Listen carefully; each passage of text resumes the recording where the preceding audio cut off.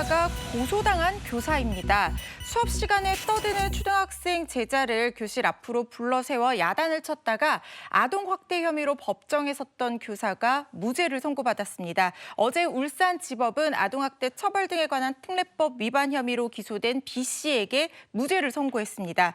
울산의 한 초등학교 담임교사 B 씨는 2021년 수업 시간에 학생 C군이 떠들자 이 앞으로 불러 세워서 다른 학생들에게 C군이 잘못한 점을 한번 말해봐라 하면서 야단을 쳤다고 하고요. 또 C군이 공부방 수업에 가야 된다라고 하면서 정규 수업보다 5분 일찍 집에 갈 수 있는지 물어봤더니 B 씨는 C군 혼자 교실 청소를 하도록 지시했다고 합니다.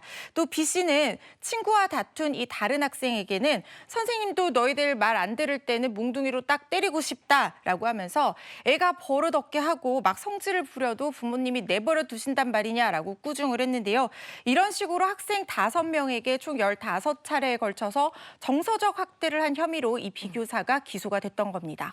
이 교사 B 씨의 행동을 훈육으로 볼 것인지 혹은 아동 학대로 볼 것인지 이게 좀 짚어볼 부분이 있었던 사건이었는데요. 재판부에서는 B 씨의 행동이 훈육이었다. 이렇게 본 거죠. 네, 재판부에는 B 씨가 담임 선생님으로서 이 수업에 집중하지 못해서 다른 학생들에게 피해를 주는 학생을 야단을 치거나 아니면 학교 폭력으로 의심되는 행동을 했던 일부 학생을 상대로 꾸중했다, 훈육했다 이렇게 판단한 걸로 보입니다.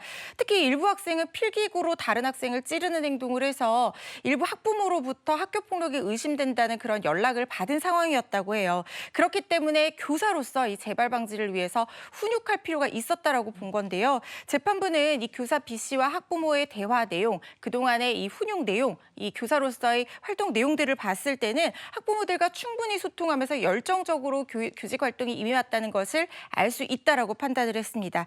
일부 훈육 행위가 교육적으로 바람직하지 못했다거나 다소 과도하다고 해서 이 B라는 선생님이 어떤 고의를 가지고 아이들을 정서적으로 학대하려고 했다고 보기는 어렵다고 판단한 겁니다. 이게 정도가 심하면은 그 개입이 돼야 되겠습니다만 네. 이게 사사건건 이런 일이 생기면 선생님하고 아이들 이게 사제지간 아닙니까? 네.